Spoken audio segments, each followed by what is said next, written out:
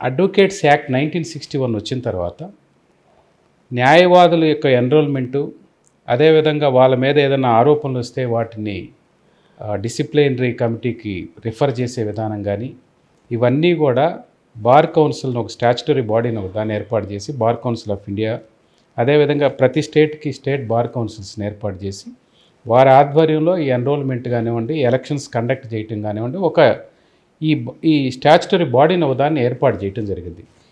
ఈ బాడీ యొక్క విధి విధానాలు ఏంటంటే సెక్షన్ 6 ఆఫ్ ది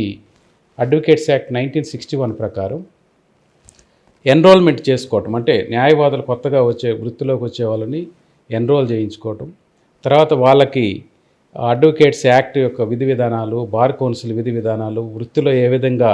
రాణించాలి, వృత్తిలో ఏ విధంగా మనుగడ కొనసాగించాలి,